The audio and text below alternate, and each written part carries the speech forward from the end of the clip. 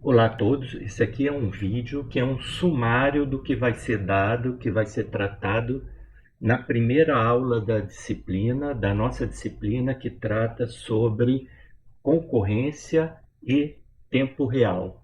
Meu nome é Carlos Montes, então vamos dar uma olhadinha no que vai ser tratado nessa primeira aula. As transparências estão em inglês, mas a aula vai ser dada em português.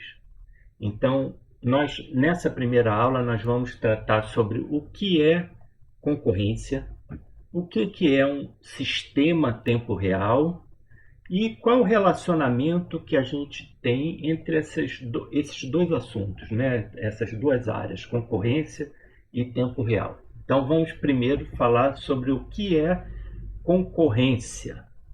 Eu acho que todos aqui já têm uma noção, já têm uma ideia do que seria concorrência, mas vamos lá.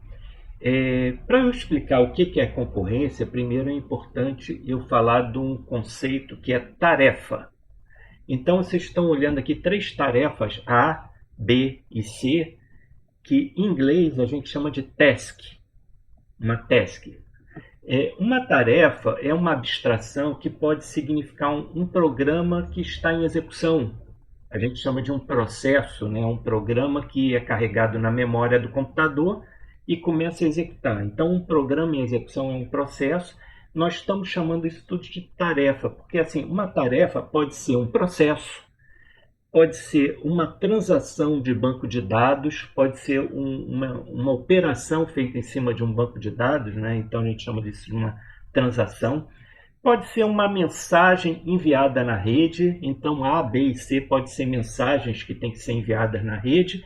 E nesse contexto de concorrência e também no de sistemas de tempo real que a gente vai ver depois, é importante a gente entender esse conceito de tarefa, task. É só uma abstração. Então imagine que a gente tenha, para facilitar a nossa vida, é melhor pensar essas tarefas como se fossem processos que a gente quer executar. Então a gente quer executar as tarefas A, B e C. Então uma alternativa é fazer uma execução sequencial. Primeiro a A, depois a B e finalmente a C.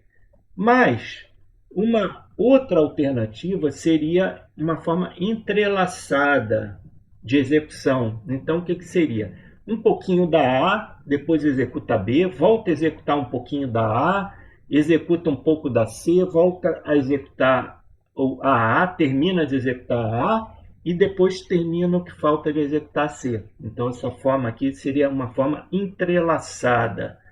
E se a gente tem vários processadores, ou um processador com vários cores, né, vários núcleos, a gente pode executar de forma paralela. Então, nós podemos, vamos dizer que a gente tenha três processadores disponíveis.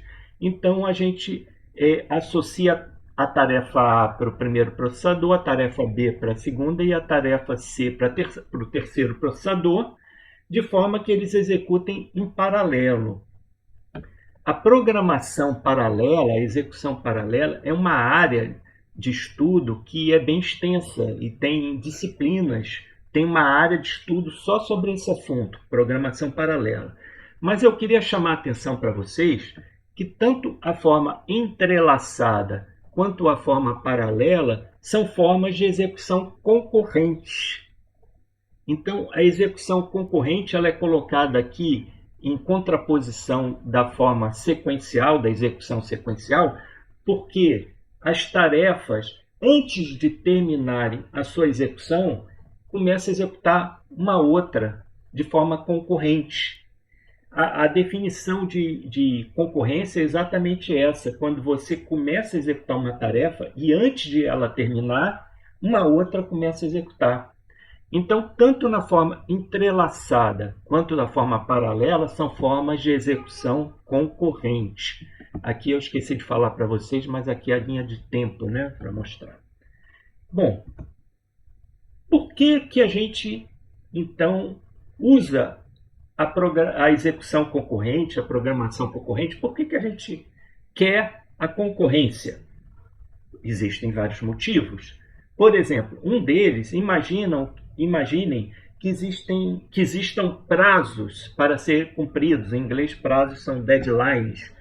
Então, a gente pode ter uma execução paralela para atender os deadlines das tarefas. Por exemplo, observe aqui na transparência anterior que na execução concorrente a tarefa B termina antes, tanto na forma entrelaçada quanto na forma paralela, certo? Então, a gente pode querer executar de forma concorrente, por exemplo, quando a gente tem deadlines ou prazos associados a tarefas e não quer aguardar a execução sequencial. O B não quer esperar o A terminar para começar a executar e terminar, certo? Esse seria um motivo para executar, para termos uma execução concorrente.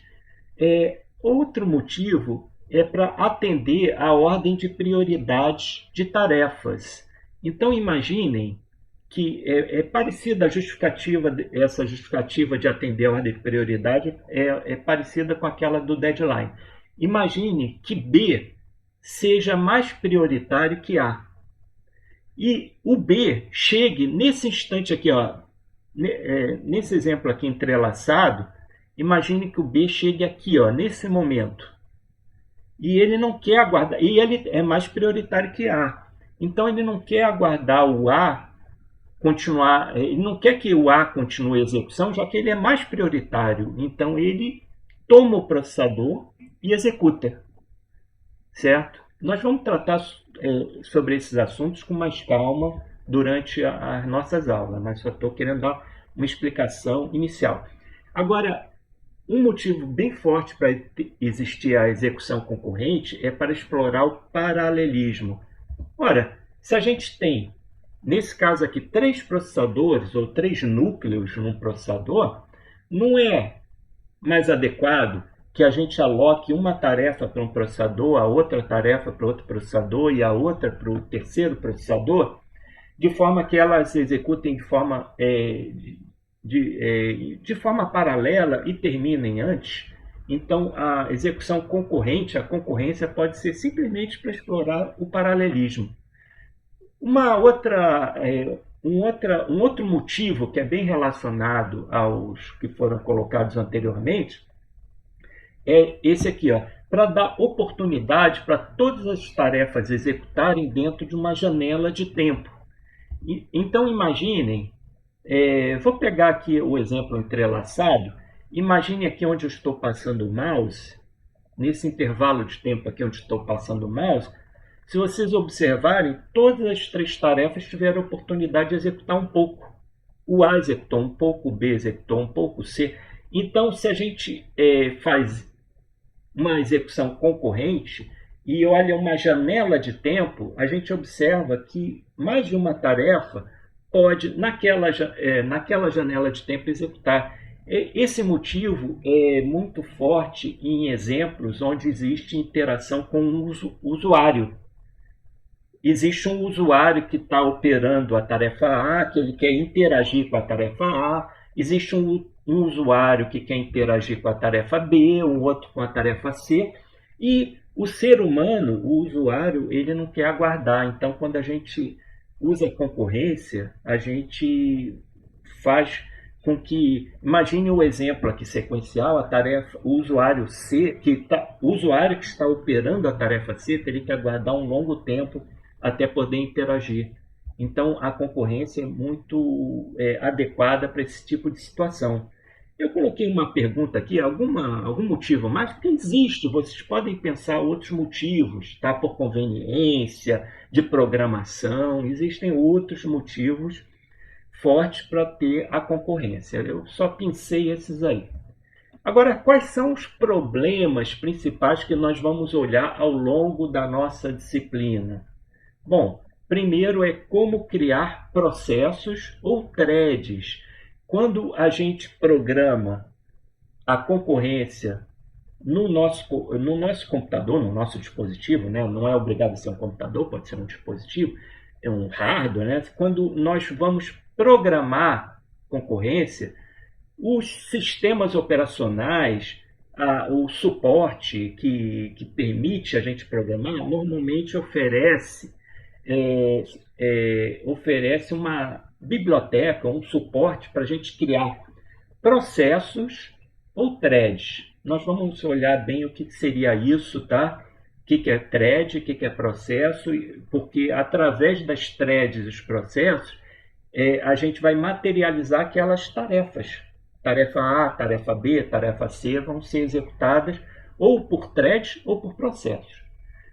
Aí, quando a gente criar as threads e os processos, existe um problema que é como sincronizar elas, porque as tarefas, elas normalmente elas não são independentes, elas competem ou cooperam. Tá? Aqui nesse exemplo que eu botei a programação sequencial, a gente está assumindo que elas não competem nem cooperam. Então a A executa até o final, o B executa até o final, o C executa até o final. Mas quando a gente tem programação concorrente, normalmente as tarefas querem acessar recursos. A tarefa A e a tarefa B pode querer acessar um banco de dados, uma posição de memória, um determinado hardware. Então elas vão competir. Elas também podem cooperar. Tá? Uma tarefa pode escrever um valor na memória, outra ler, de forma que elas cooperem para alcançar um resultado. Então, como sincronizar se elas cooperam e competem? Nós vamos ver que existem alguns mecanismos que vão ser estudados ao longo da disciplina. Os principais são os semáforos e mutexes.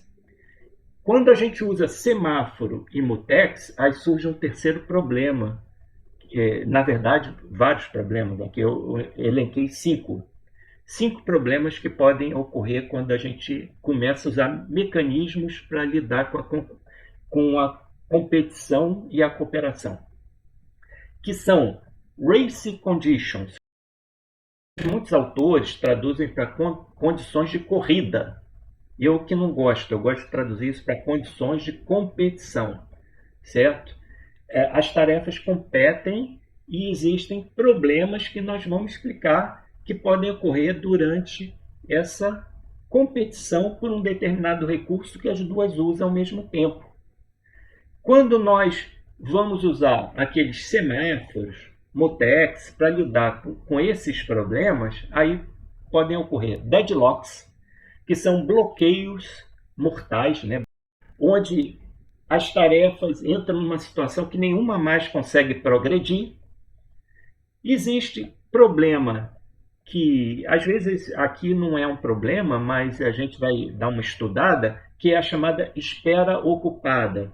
A espera ocupada, várias soluções usam. Não é um problema grave, né? Mas nós vamos dar uma olhada. O que seria isso, esse busy waiting, a espera ocupada? É uma situação que uma tarefa não fica fazendo nada, ela fica aguardando o término de alguma operação e fica usando o recurso, fica usando o processador, nunca termina, fica numa espera ocupada. O live lock, ele é diferente do deadlock porque é uma situação que as tarefas nunca mais evoluem, mas elas ficam executando num ciclo. Starvation é mais uma consequência, que é o seguinte, as tarefas morrerem, starvation é morrer de fome, né? Morrer de inanição. Então, imagine que uma tarefa, seja aquelas tarefas A, B ou C, queiram acessar um recurso e elas nunca consigam, porque foi um mecanismo mal programado, que nós vamos dar uma olhada que seria isso. A tarefa B quer pegar um recurso, mas a tarefa A sempre chega na frente e pega. E aí a tarefa B não pode morrer de fome. Então nós vamos estudar esses problemas ao longo da disciplina. E agora, o que são os sistemas tempo real? O que é tempo real? Nesse contexto, o que é real time? Um sistema tempo real. Eu vou pegar o mesmo exemplo das tarefas que eu usei lá para ilustrar o problema de concorrência, para falar sobre sistemas de tempo real. Vamos dizer que as tarefas agora elas tenham prazos associados, elas tenham deadlines. Então eu peguei um exemplo, pessoal, só estou pensando um exemplo para ilustrar. Tá? Então imagine que a tarefa B ela tem um deadline, está marcado aqui na linha de tempo o deadline da tarefa B.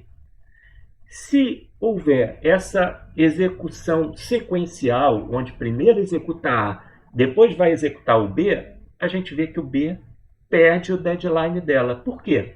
Ela tem um prazo para terminar, é o prazo final dela. E ela, no meio da execução, termina o prazo. E olhando um exemplo, por exemplo, esse aqui de cima, eu vou pensar isso aqui, da execução entrelaçada, tá? Se a gente executa um pouquinho do A e depois executa o B termina antes do deadline, então ele atende o deadline, né? Limits deadline. Então aqui, nesse exemplo aqui, tanto os dois exemplos de concorrência, tanto a forma entrelaçada quanto o paralelismo, o deadline da tarefa é atendido. Então, o que é um sistema tempo real? É um sistema composto por tarefas que têm restrições temporais. Restrições temporais significa que elas precisam cumprir um deadline, um prazo, dizendo qual é o tempo máximo que ela precisa terminar sua execução. Certo? Então, é uma tarefa tempo real. Um sistema composto por tarefas tempo real é um sistema tempo real.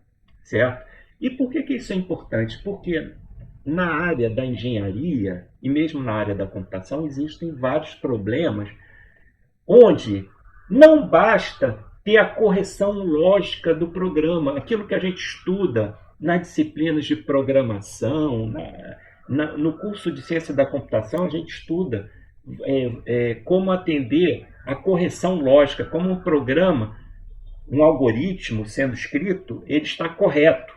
Ele está correto, então ele tem a correção lógica.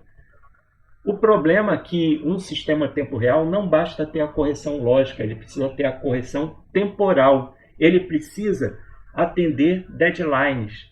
Então, no mundo real existem vários exemplos. Uma cancela de um trem, vem um trem, tem uma cancela, a cancela precisa abrir antes que o trem passe. Não basta você programar, ela vai abrir, mas ela tem um prazo máximo para abrir. Passa uma peça numa esteira e tem uma mão, um robô que pega a peça e move para outra esteira, ele tem um tempo máximo para cumprir aquela tarefa, para ele pegar a peça e mover para outra esteira.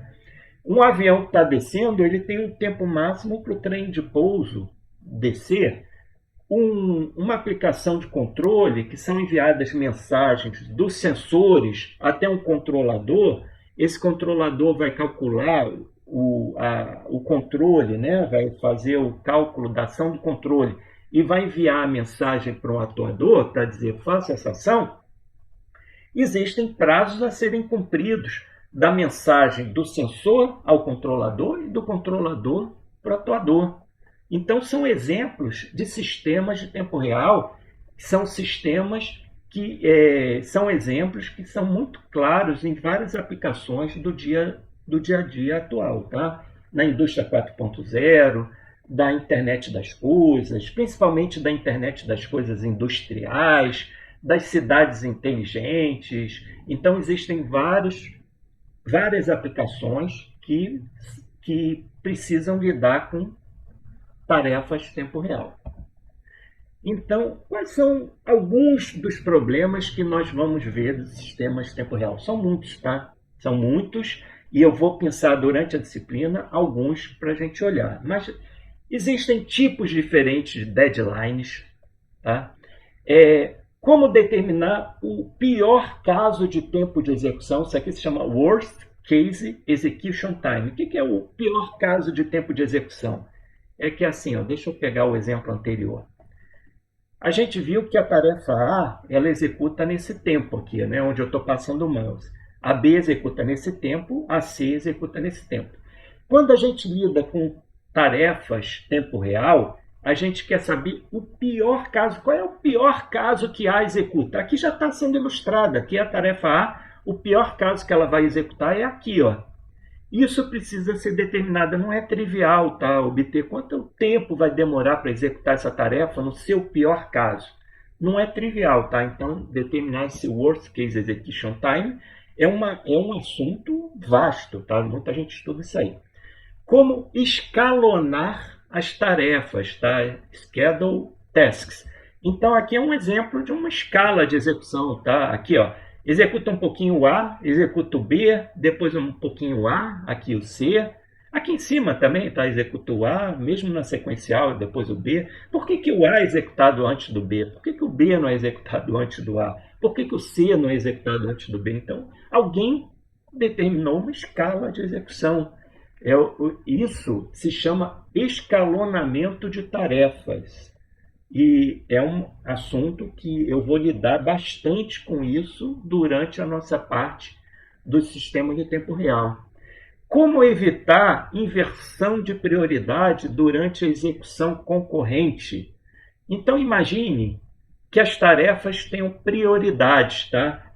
Vamos dizer que a tarefa B, voltando a um exemplo que eu tinha falado para vocês uns minutos atrás, vamos dizer que a tarefa B tem uma prioridade maior que a tarefa A. E nesse exemplo aqui de baixo, a tarefa B, ela chega,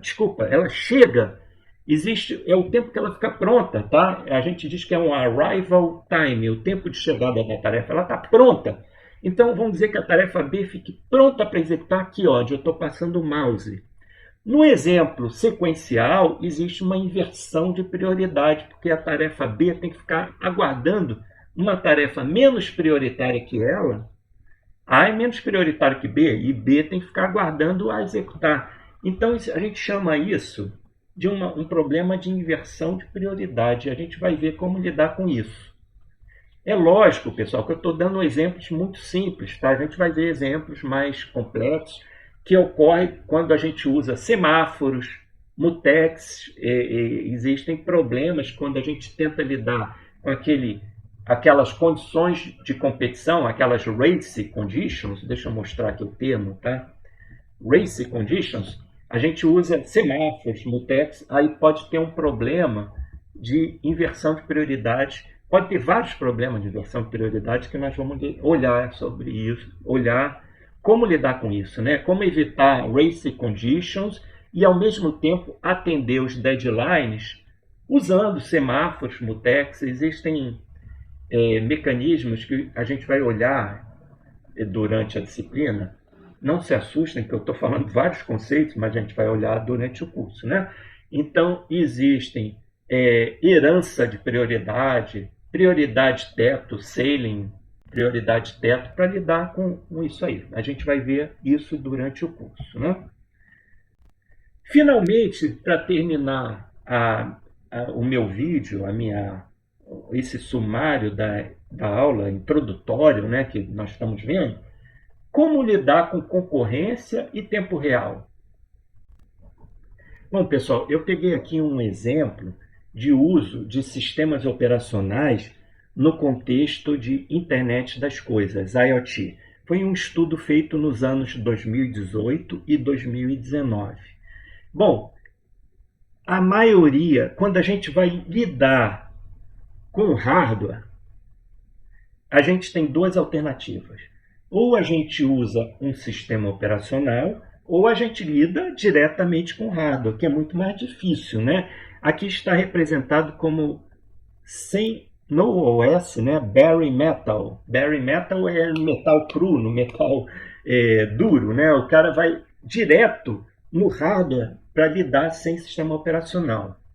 É uma alternativa, né? Vocês veem que de 2018 para 2019 diminuiu bastante a quantidade de pessoas, então imagino que essa tendência tenha até aumentado.